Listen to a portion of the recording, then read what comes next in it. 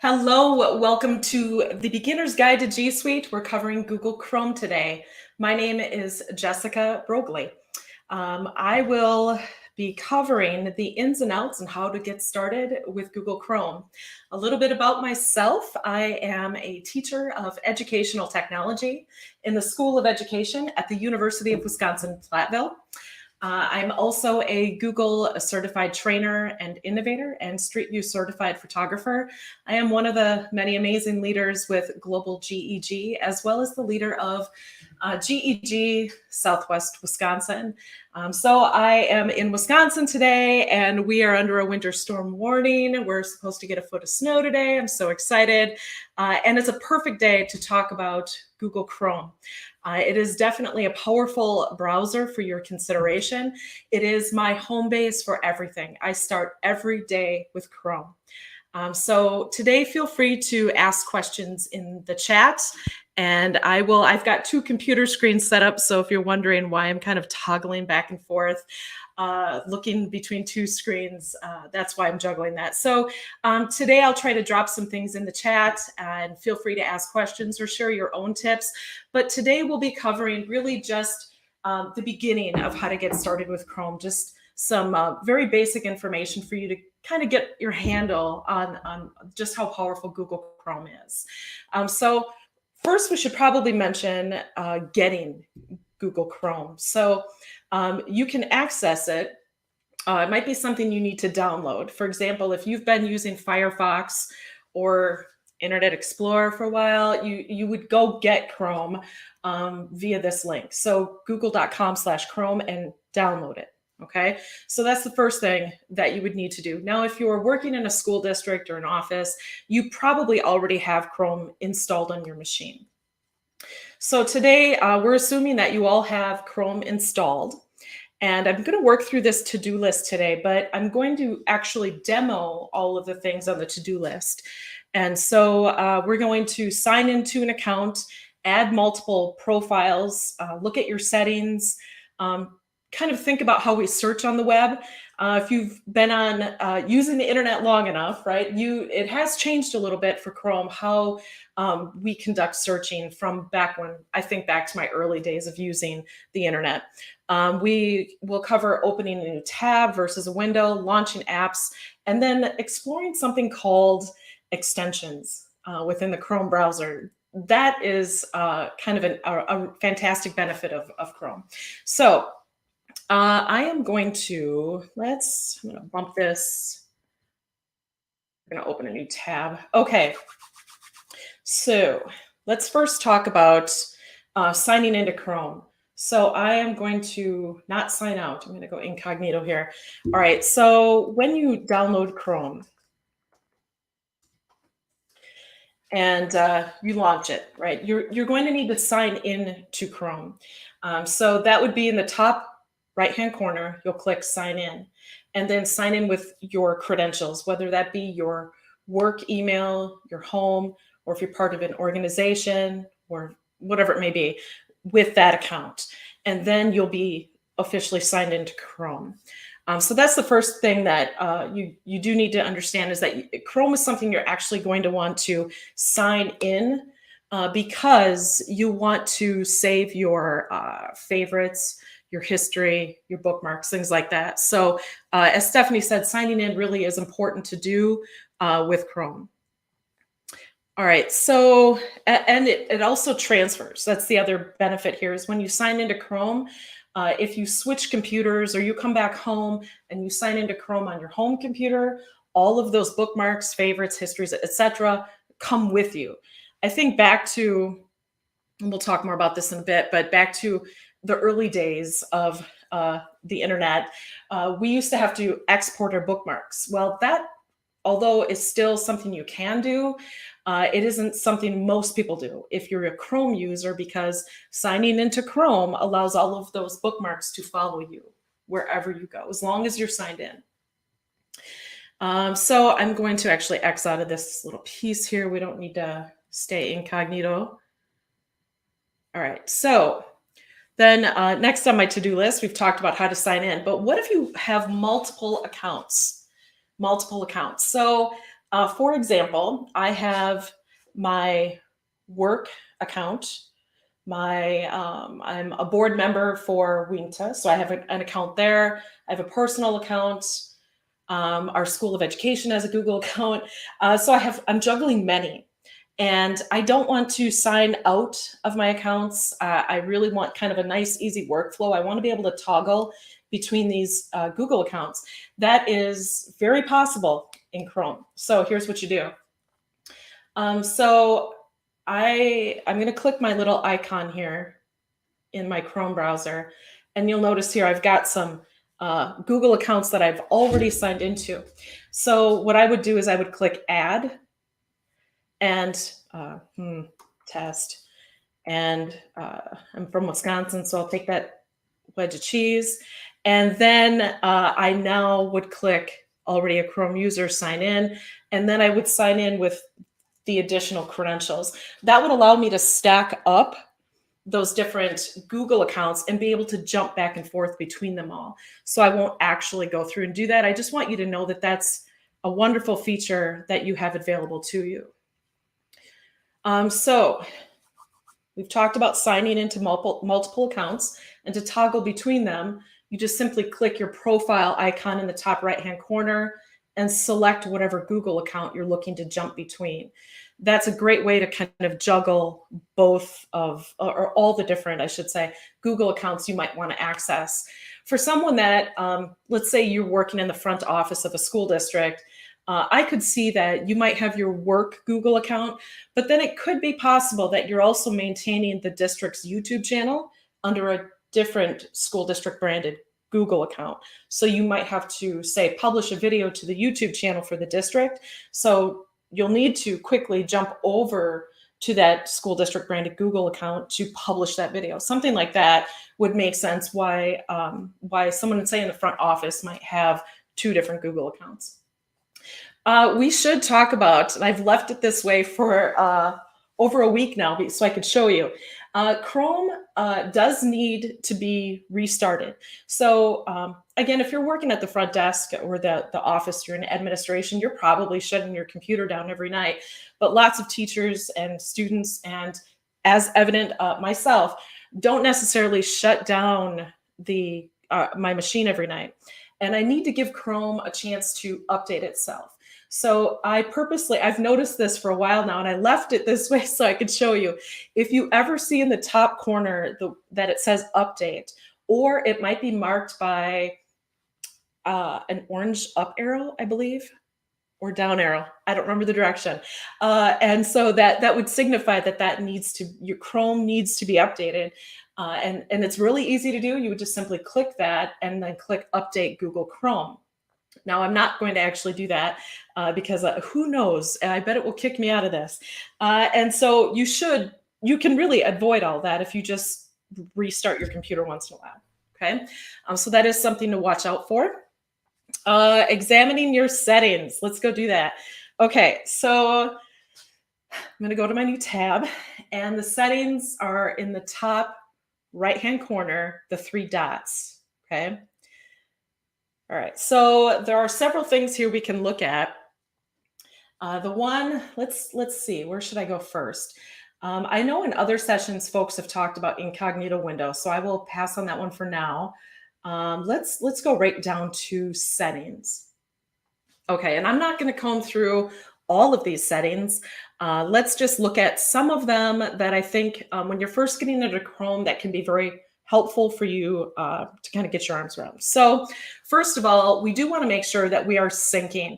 I have noticed when I'm training teachers or working with students that this isn't always turned on, and you do want your account to be syncing.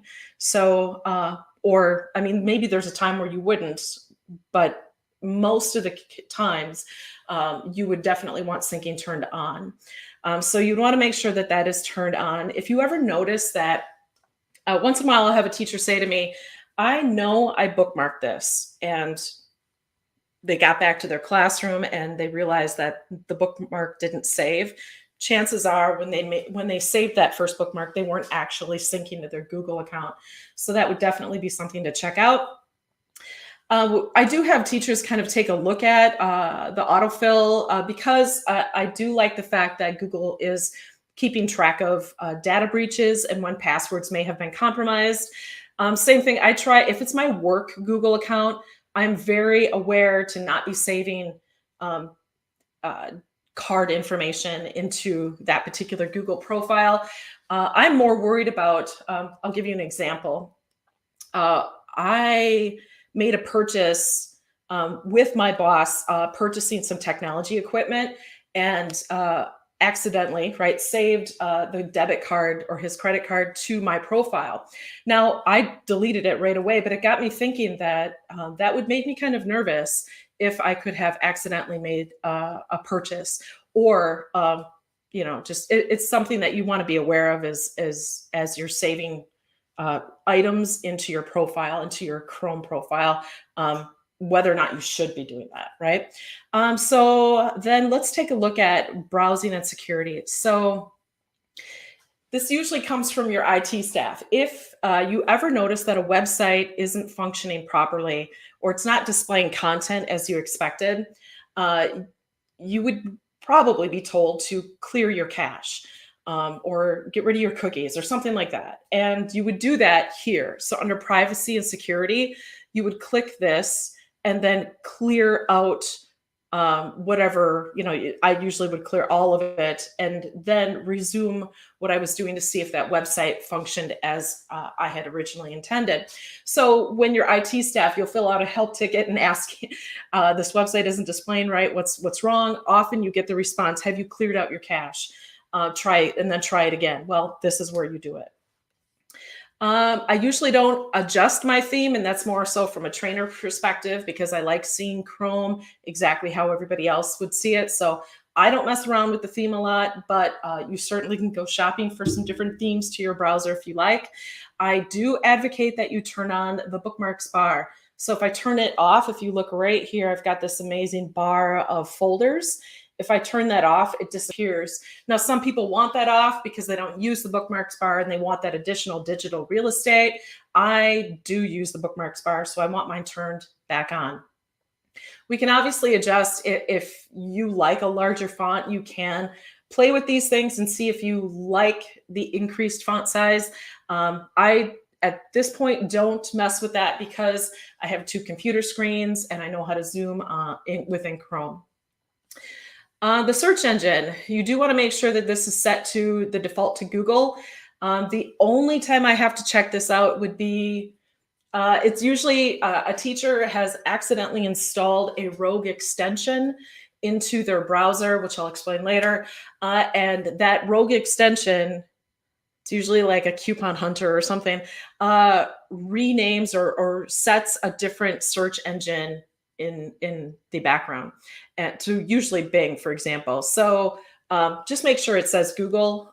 It would be my advice to you. Then on startup, this is clutch for me. So by default, this is set to open the new tab page. And what this is saying is, what do you want Chrome to do on startup? Okay. The default again is it'll just open a new tab. I prefer that it continues where I left off. And that's very helpful. For one, if I ever accidentally close out, or it kind of becomes my to-do list. I will stack up all these, these tabs, and I might have to close out of Chrome for some reason.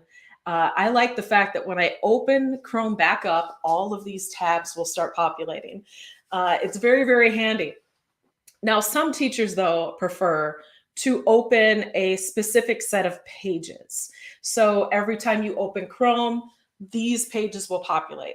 So for example, an elementary school teacher might have lunch counts, classroom website, and Go Noodle, right? The things that they use every single morning when school starts, they may want to set it. So that's kind of up to you. Just giving you my perspective. We're going to click on advanced here, and I just need to double check and see if there's anything that I would change.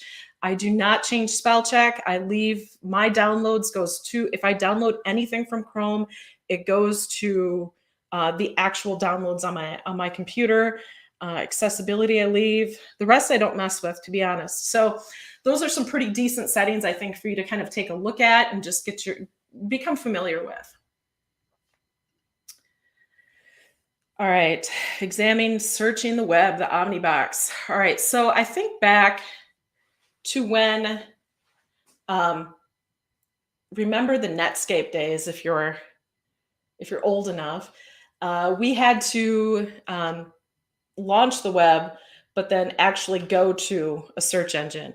In Google land here, we just use what's called the Omnibox, the top row here, and you can search right from here.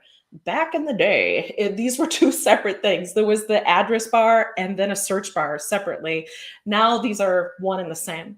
So we can search for anything, Wisconsin weather, from the Omnibox, but I can also type in a URL right in that box. So everything you need to do or have to see can be done from the Omnibox, and you don't necessarily have to spell things right either. I still see teachers kind of hitting backspace to get that spelling just right. Google will try to, and it does a phenomenal job, by the way, of figuring out what it is you were trying to look at, even if you didn't necessarily spell it right. Okay. So I would encourage you to learn how to use the Omnibox to kind of execute anything you need to do.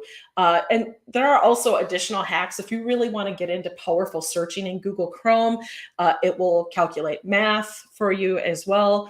And you can even ask it to look up just search results at certain things. But that's kind of more of advanced stuff down the road. Just know that the Omnibox is amazing. Now you can also search for content on a page. .com. I just need to bring something up that I can look at.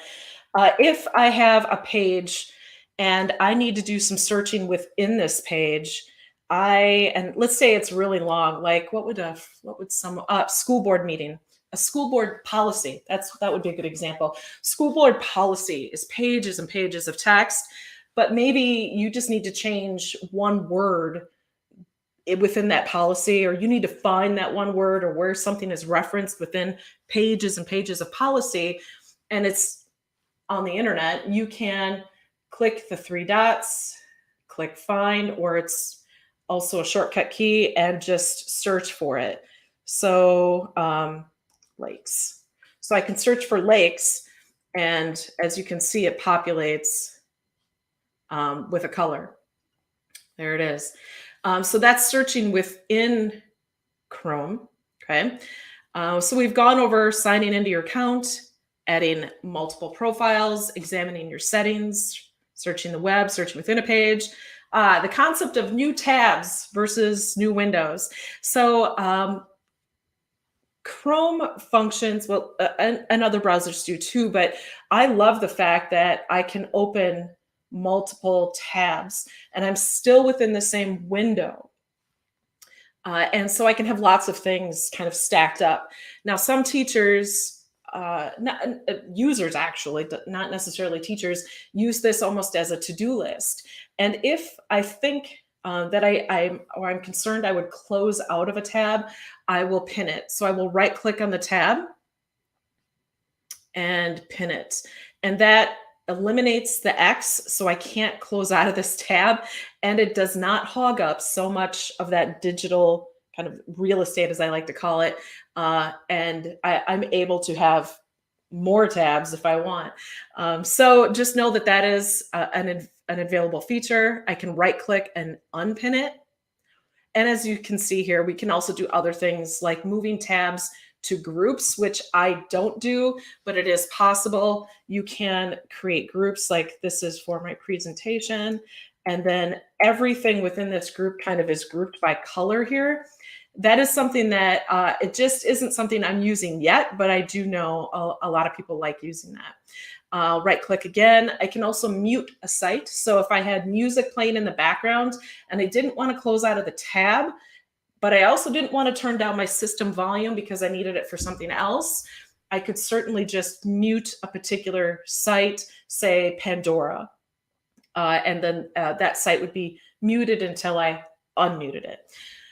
Of course, we can also duplicate a tab if we wanted to for some reason. So there are lots of features within using tabs, but you can also open up just new windows. So the reason why I would do a new window, for me, in my case, it's because I have two different monitors. And so they're connected, but it gives me extra space, extra, work area, so I can open a new window and go drag it over to another monitor. So maybe in the chat someone else can come up with another example of why you might use multiple windows, but that's one that comes to my mind really easily. Now we should probably, okay, let's talk about launching apps from Chrome. Okay, I'm going to open a new tab here. Now, I tell all teachers and my students that everything you need to do can be done from um, Google Chrome. Like, that's your start place for everything. If not that, then definitely Google Drive. But really, Chrome can get you to just about every place you need to be. So we would click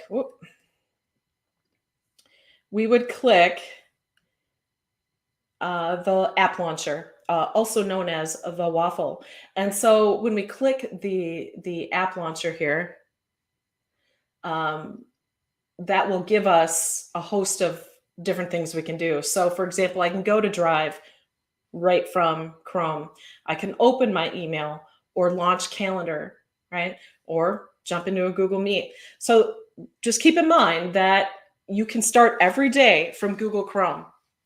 All right. And everything you need to do in your Google life, right, can be done from the app launcher or the waffle. And so you can scroll down and kind of take a look. There's just about everything you might need to do, or at least to get started, can be done right from there. And the last thing to mention would be accessing the Chrome Web Store. So I'll just search for it, Chrome Web Store. We have some suggestions in the chat here of how other people might use multiple windows. I'm just going to jump back to that just real quick.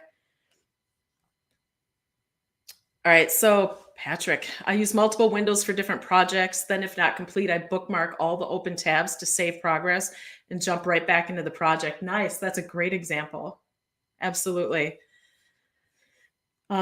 Jenna, multiple windows for multiple device screens. Yes, what I see versus what the kids see. Absolutely, that's a great example. So if your machine is connected to, say, a smart board, and you want the kids to be seeing one thing, but maybe you're working on, say, grading on your own device. Great example. So the Chrome Web Store. All right, so I'm going to jump in. I just searched for it, by the way, Chrome Web Store. All right, that's the easiest way to find that. And what the Web Store does, not to be confused with the Android Play Store or the Apple, right, the App Store. The Chrome Web Store is going to enhance your Chrome browser. All right, so this isn't, the Chrome Web Store is not for your mobile device. It's not for your iPad, okay? And so I need to search for something. I just need to come up with an example here. Ad block is one that folks seem to be curious about. So extensions come up, all right? So we're able to look at extensions and themes. I don't install themes, more so from a trainer perspective, because I find that when I install themes, I start to not see Chrome how everybody else sees it. So I like looking at it without any themes. So extensions, though, extensions enhance your experience. They do something to the browser. So, and they live in the top right area here. So all of these extensions do something while I am using Chrome. So for example, I use Screencastify. So if I click the Screencastify extension, I'm now able to record my browsing experience, right? And talk my way through something. Like if I wanted to record this session right now, I could, using Screencastify. I like Chrome Audio Capture for podcasting. If I need to pull audio off of video, like I got into a Google Meet, for example, and I need to just extract the audio, I can do that. Awesome Screenshot allows me to screenshot something and annotate it. So there's all sorts of extensions here that you can find very useful. One thing to note though, this is, I don't know when the puzzle piece came out. Maybe someone remembers in the chat, but it caught me off guard because I wondered, I installed this extension, I couldn't find it. The puzzle piece right here hides extensions that you do not have pinned. So I've pinned a bunch. So if you ever can't find an extension and you're looking, where did it go? I know I installed it. Click the puzzle piece and you would find it, listed there. And then you could pin it, right? And it would then show up in your main area. So where do you get extensions? Now that's, I don't have a handy list of extensions that I think you would need. That's more something that you could search for. Extensions for teachers, extensions for insert your job title, what it is you do, or jump on Twitter and do a search for popular extensions used by, or whatever it would be.